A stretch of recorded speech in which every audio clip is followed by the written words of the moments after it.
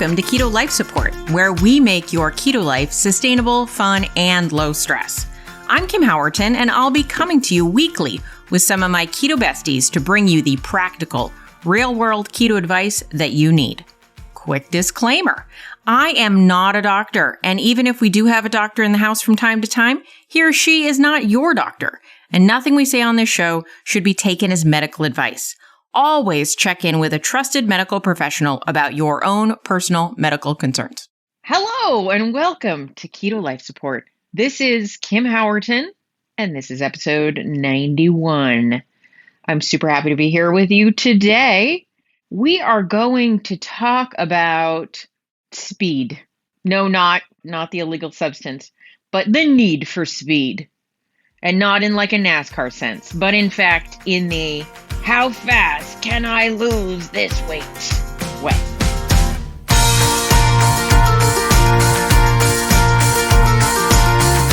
All right, so you know that thing where it's like a joke where, it's like, okay, if I have to cook this chicken, it needs 45 minutes at 325. And then suddenly you're like, well, if I cook it a little higher, can I cook it a little shorter? Okay, I'm going to cook it at 400 degrees for 20 minutes. Okay, now I'm going to cook it at 1,000 degrees for 4 seconds. No, can't do it with cooking, and you can't do it with fat loss. Well, I mean, you can. Well, I mean, you sort of can, a little bit, somewhat. But so often what I see and what I get personally, and maybe I'm just a little triggered because I'm a slow one, I will admit that. I tell people I lost 100 pounds, and not always, but the number one question I get asked after that, other than how did you do it, but how long did that take? And I'm like, I'm never offended. Okay, I'm always offended. No, I'm kidding. I'm never offended, but I'm always like, what the F? Why are you even asking? That sounds totally offended, doesn't it? What I mean is like, that doesn't matter. And in fact, it does matter, but in the opposite way you mean. So let's get into it. Let's talk about it. I get it. I totally get it. When I was 100 pounds heavier, I was, in fact, miserable. Now, there are lots of reasons I was miserable. It's not just about the weight, but it's about how you feel about the weight and how you feel about yourself because of the weight, right? It's very complex. But I felt ashamed, unacceptable, miserable, and generally just terrible. And I wanted it fixed as soon as possible. So I totally get it. And the idea that something could take a long time was unacceptable. I don't just want it fixed soon. I want it fixed now. It's sort of like, can I put this on credit? I'm going to put this on credit. And then, I'll pay it off later, but I'd like the thing now. Can we do that? And it doesn't work that way. It does not work that way. And so I get it. I get where that instinct comes from. And I want to say that unlearning that instinct, or at least learning to tell that instinct to shut it, is in fact one of the most valuable skills you can learn on your fat loss journey. Here's the reality. The vast majority of people ultimately fail at fat loss. They don't necessarily fail to lose some portion of the weight, right? So a lot of people go on diets, which could be described as any intervention that is meant to cause weight loss, right? It was an intentional weight loss attempt, diet. That's what I'm describing as a diet. Lots of people actually do lose weight. Not all the people. A lot of people don't lose any weight or any significant weight. But they do studies on people that are called successful weight loss. And what does that look like? And it looks like, I think that I should have looked this up, didn't look it up. I think the parameters are something like has lost 10% or more of their body weight and kept it off for some period of time. So that's kind of what's thought of as a successful weight loss attempt. And so these people who are quote unquote successful at fat loss or weight loss is what they're tracking. These studies tend not to track like body composition, but just weight loss in general. People who are successful, the number who are able to lose weight initially is much, much higher. than the number of people who maintain that weight loss. And that number declines every year. So if, the number of people that maintain their weight loss 6 months versus a year versus 2 years versus 3 years, the number is going down in terms of percentages. And so ultimately at 2 or 3 years out, trying to remember the mark exactly, the statistic is something like only 5% have maintained a significant portion of their fat loss. Like you're allowed to regain a little bit of it, but you can't regain the majority of it to be considered successful. And so that's a really small number. That's a really small number considering, if you were like, Kim, are you in the top 5% of most successful people in XYZ framework? I'd be like, no, but I am in that top group in terms of fat loss, which is mind-boggling to me because my self-concept is not like, go-getter fat loss. But that is, in fact, the truth, which is shocking. But the reality is, to get back to my original point, it's all related. We should not be asking, how quickly did you lose the weight? We should be asking, how long have you kept the weight off? And one of the things that correlates with long-term success, which I'm defining as several years down the line, you have not regained the weight, is actually that people who lose slower are ultimately more successful. And I can attest to this 100%. In my initial fat loss, so my first year to a year and a half of fat loss, starting about 5 years ago, it went pretty quick and it was fairly easy. And I didn't learn all that much about long-term success. I mean, I did learn there were definitely some groundwork was laid.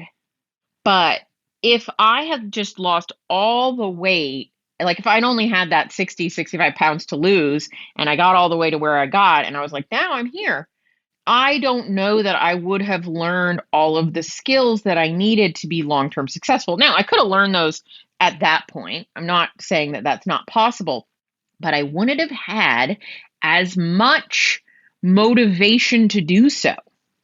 Because when you feel like you've crossed the finish line on your goal, sometimes you don't realize for quite a long time that what you thought looked like a finish line actually looked like surfing, looked like something like maintenance is a verb. And I didn't know that. Didn't know that it was something that you do continually. Like you breathe constantly. You don't just take one. You got to keep going. And so what happened at that point in my fat loss is I had to learn a ton of other skills. I had to retrain my brain. I had to set expectations. I had to learn more about biology. I had to learn a ton more things. And then success came back into my wheelhouse, right? And I was like, oh, okay, I learned a bunch. And now, more than 5 years on my journey, this is just my life. This is how I live. Sometimes I have goals to maintain. Sometimes I have goals to lose a little body fat. Sometimes I have goals to add a little bit of muscle. But I'm just on my health journey. There's no after. The secret is there's never an after. We're always a during until we're dead. Now, I'm not like thinking about after. I've passed that point and I'm just during. This is what's happening now. I have goals for the future, but they're not the finish line. They're just some goals that are upcoming in the next cycle or two. So using myself as an example, as I always do, hopefully that's helpful for you guys. When I stopped trying to do it fast and started trying to do it well, my life transformed. So I just want to put some real serious votes in for when your brain takes out a spreadsheet, like takes out a piece of paper and tries to plot the fastest route to get the weight off. I mean, it's a good way to waste an afternoon, but it's not always realistic. And then when you've set these unrealistic goals, it's not always helpful. And by not always, I mean really never, because now you're holding yourself to some standard that you feel disappointed about not reaching. And in fact, you're doing awesome. So I really wanted to come to you guys today, and because we just started a new year, you have maybe new goals, you have things you'd like to accomplish. And I was reminded of this because I just started a new round of Keto Unstuck, my Get Your Keto Unstuck program. I don't know how much more descriptive the name could be. Do I need to explain it? Probably not. And I see people coming in with that sort of clutch desperation, like, I got to get this weight off. It made me think, I got to talk about this. I got to talk about this. So I get it. I want you to get the weight off too. I want you to feel freedom. I want you to feel happy. I want you to love yourself. I want you to be kind to yourself. I want all sorts of amazing things for you. And I get that we look at whatever that poundage we think of as suffocating us, right? Because it does. In that place where you hate it, that weight feels not just like a weight on your body, but like a weight or like hands around your throat. I have memories of just like crying hysterically at my highest weight when I felt so out of control. And it felt like the weight was something that was smothering me, was separate from me, wasn't me, but it was on me. And I wanted to get it off. It felt like, have you ever, this is a very strange analogy, but like, have you ever like been outside in the rain, like in the elements? I'm not an outdoorsy girl, but there have been times when like I've been outside and it started to rain or something, and your clothes are wet and you're wet, and maybe now you're muddy because you're outside. Clearly, I'm an indoor person. And you're just like, I cannot wait to get this wet, muddy clothes off of me. They feel so heavy and uncomfortable, and I hate it. It's terrible. It's like that feeling. Like you just can't even begin to wait for this to be taken care of. You just want it to be lifted from you. So I get it. And I'm not suggesting just learn to accept it and stay where you are, but stop trying to speed it up more than is wise. Set appropriate expectations, set goals and milestones that you know you can accomplish. Stretch yourself, reach for goals, but make sure you understand what your expected trajectory should be. Stay the course. Take breaks when you need to. There is no gold medal for fat loss in the Olympics. It is not a race. The number one thing that health experts will say in terms of what's the best way to lose weight, actually, the thing they say is the very best thing you could ever do is not gain the weight in the first place. And you're like, thanks a lot. You fill in the expletive. I did gain the weight. What do I do now?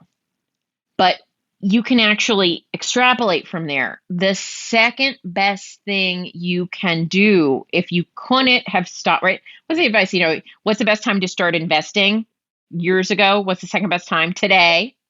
So if you didn't do it years ago, if you haven't already done it, if you aren't already there, the very best thing you can do is not regain the weight.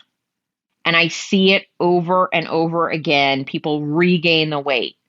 And I really got to say, in my opinion, the number one reason we regain the weight is we didn't take the time along the journey to do it right in the first place. Now, I was going to say we all, but we don't all, but many of us fall into a place where we get a little lax, something gets shifted, something's going on, and we might see like, oh, the scale is creeping up a little bit. A few pounds have been added, right? That should be a place where you're like, what the heck is going on? This is not okay. Let me go back to my skills. So I'm not saying like you have to be perfect and the scale always has to go down. There may be fluctuations and whatever, but that's a couple of pounds. When you start to go beyond that scope, this becomes, in my opinion, should be often your number one priority, because the most important thing is not to slide back down the hill.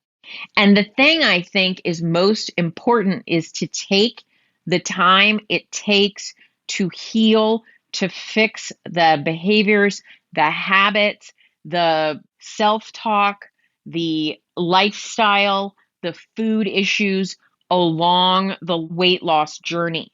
So if that looks like a half a pound a week rather than 2 pounds a week, but it keeps working, that is better than losing, let's take some period of time. So let's say you lost 10 pounds in 2 months, and then 2 months later, you regained 5 of those pounds. Or you lost 5 pounds in 2 months, and 2 months later, you were still the 5 pounds down. The second option is actually superior because you went at a rate that was probably a lot easier and you haven't regained as much. And now you're fresher, you're less desperate, you don't feel like you lost ground. You can take a break if you need a break, head to maintenance for a little while, get your hormones in better order, get your hunger in a better place, feel better. And now you're starting your next diet, your next cut, your next experience of losing body fat from a much stronger position than if you'd gone down, then up, then down, then up, then down, then up. So when you're planning your approach to weight loss, or what I prefer to think of as fat loss, because you don't want to lose the stuff that isn't fat. When you're planning that approach, I'm not saying, be a snail, be as slow as humanly possible, but go at a rate that is appropriate for you and your life and what's going on in your life, and at a rate where you have time. So you're not like white knuckling it and can only focus on your next meal, but you're taking the time to retrain your habits, retrain your brain, retrain your hunger, retrain your food choices. You're having time to marinate in this different health structure. When you're undergoing a major fat loss journey, I'm not talking about trying to lose 5 pounds. I'm not negating that that's important to some people, right? But when you're trying to lose 100 pounds or 50 pounds, you're actually really changing your life. You're changing your life significantly. You can't get through high school in a year. I mean, you could take advanced courses and all sorts of things, but if you're that person, you need to be a very unique individual who is outside of the norm. And I'm going to say probably, if you're listening to this, you're kind of somewhere within the normal range of ability to lose body fat. And so don't expect that you can accelerate it without sacrificing learning along the way. Again, I'm not saying you should lose as slow as possible, but I'm also saying please release the speed demon. It is a demon.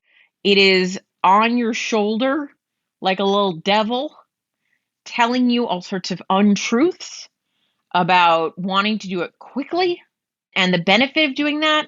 And ultimately, I would just so much rather that you be losing at a rate that is sustainable and you feel like you have breathing room and the changes that you make become so habitual and so just normal. You have a new normal that is a healthier approach to life because you've allowed it to feel like a life change, not a NASCAR race, right? When you're racing along, you don't have time to incorporate this new identity. You don't have time to just embody this change. You're working on a project instead of living your life. So this podcast was all about checking your expectations, becoming a different kind of person than the average person, and releasing the need for speed. So thanks for listening to me this week. I hope it was helpful, and I will talk to you soon. Take care. Thank you so much for joining us for this episode of Keto Life Support. Want more information? Want show notes? Want to suggest a topic? Just head over to ketolifesupport.com. That's where all that kind of thing can go on. By the way, I have a request. If you could go to your podcast host and hit subscribe, we would really, really appreciate it. And what would be even more awesome is if you could write a review. And what would be even more awesome than that is if you could write like a really flattering review. Just asking, you do you. All right. So thanks so much for joining us. I'm thrilled that you're part of the Keto fam. Talk to you soon. Bye-bye.